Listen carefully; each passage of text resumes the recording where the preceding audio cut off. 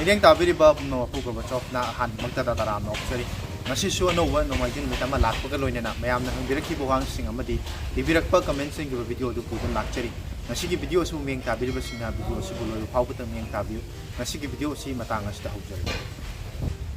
ngasi ahan bada lokachariba comment asidi chongba sarang thena to birak ni 5G sina radi data yam tuna loikini hai sumbro bro amukta hai biro aduga 5G zana run tawraklabadi hojik oiriba 4G speed asidagi khara slow oigadra oidra natragana nungaiba khara wat gadra simatanga haibiram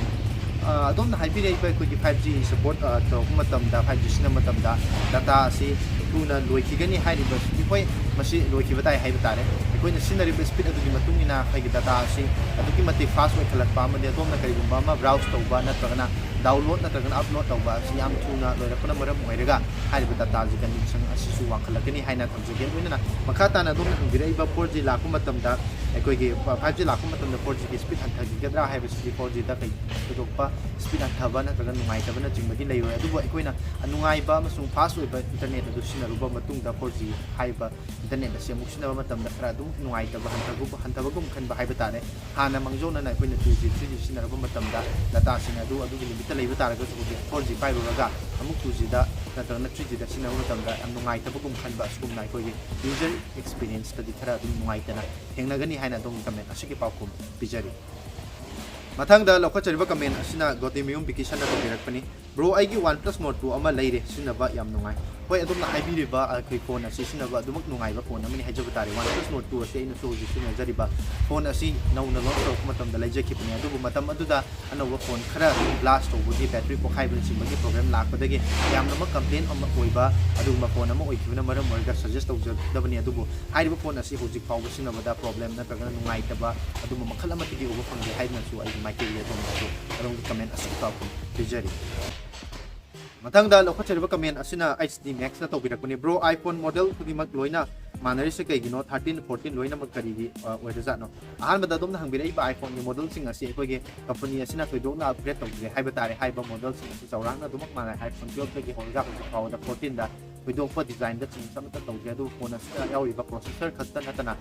change tawriba si asi khattani haina tamjege masi company na marketing haiba tare masi profit amna leina bugi damakta anauba design ama buthokpa haiba si research taw changi amasung research and development da R&D da pisham yam chang bana maram orga company sing haiba si yariba makai cost cutting da tawdabni haina adom gi han bagi comment asi ki pakom bijari loina na makhata na adom na biraiba bro aigi phone se Oppo F19 Pro Plus ni hojik software color OS 12 ni ado color OS 13 da 5.5 GB update ba ado update tawbada phone hing chat kadra update tawbada akai ba legeda ko maron am haibiro adom da laiba software gi update haiba tane koi gi color OS 13 haiba sida no feature ke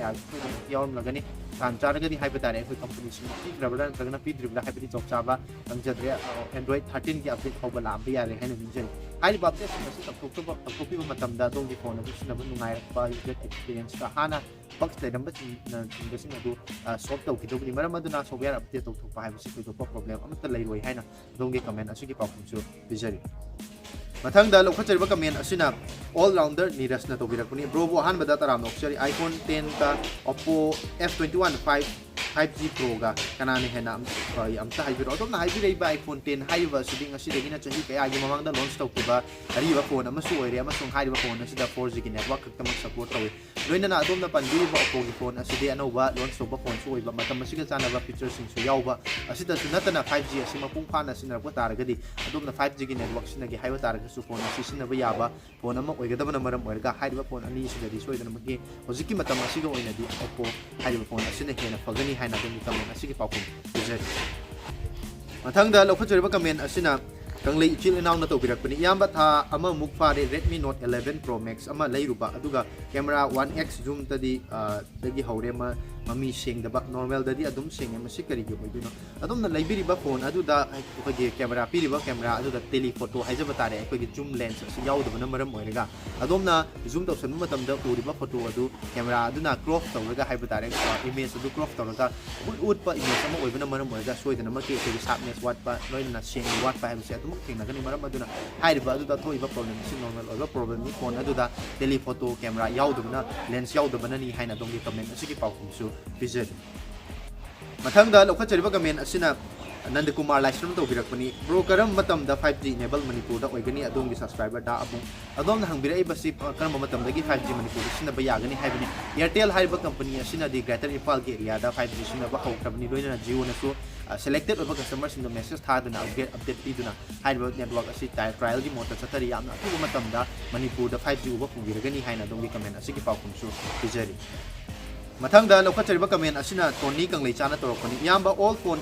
Amazon da exchange tawbase kada kiningai oibra penta tawdabra taragadi exchange kamaina tawgani haibagi video amta sembiro hoi hojiki matamda ariba phone sing exchange tawga no launch tawka phone sing lawba matamda koi kharatang morbasu discount thanguna maram oirga exchange tawga si yamna kana tawnari masi thudona kiningai karigumba amta leite masida Amazon ge adugumba agent haiba tare maduna fadana check taw matungda adongi phone adu kitabni amsing lawga dabani haiba phone adu chana ba value piram gadabani masigi matang da video ama sem na bo na jarake haina adongi comment asi paukomsu bijari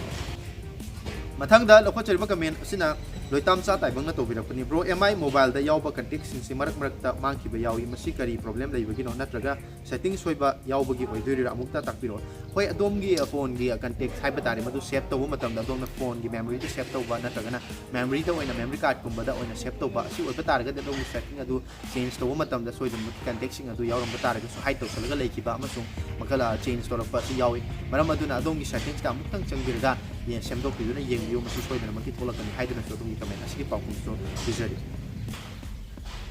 Mathangda lokachariba comment asina Ajay yung khaibam na tawbirakpani bro Xiaomi Mi 11 Ultra 1 Plus 7 Pro Samsung Galaxy Note 20 Ultra price kaya mo pige laige phone ahum si karamana paiba pagdagi adom na hangbireba phone sing asigi akoi online da offline market haiba tare akoi market te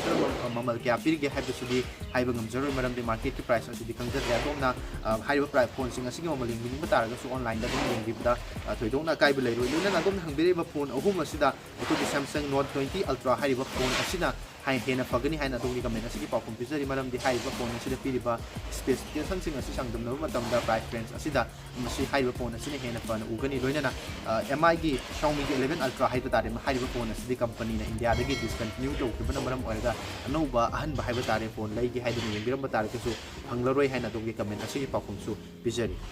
mathangda lokachariba comment asina business na tawbirakpani bro Samsung S23 Ultra se karam kanda India da launch tawragani adom hangbire ba S23 Ultra haiba India da yamna athuba matamda launch tawragani haina adongi comment asigi paukum pizari maram de haiba phone asigi pre booking asi official website da Samsung gi shop haiba application asida su uba pungiragani haina adongi comment asigi paukum pizari